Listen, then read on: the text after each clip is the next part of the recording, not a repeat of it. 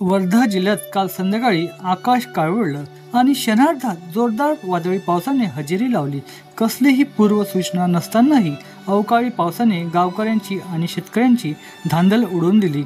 शहरातील रस्ते पाण्याने भरून गेले, काही ठिकाणी वाहतुकीस अडथळा निर्माण झाला, गावांमध्ये विजेचा लपंडाव सुरू झाला आणि काही ठिकाणी झाडेही उन्मळून पडली।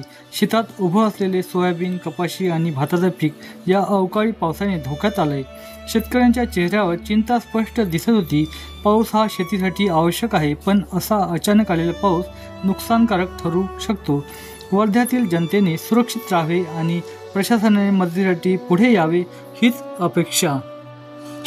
मित्रांनो, वर्धा जिल्ह्यातील देवळी तालुक्यामधील डिगडोह या गावी यशोदा नदीला भयानक पूर आलेला आहे।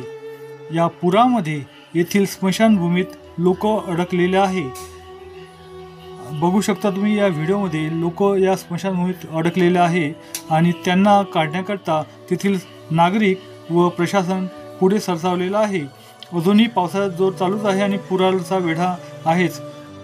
मित्रांनो, या पूरजन्य परिस्थितीकरिता तुमचे मत काय हे आम्हाला कमेंट करून नक्की सांगा व असेच नवनवीन व्हिडिओ पाहण्यासाठी अल्टिमेट टॉक्स मराठी या यूट्यूब चॅनल सबस्क्राईब करा।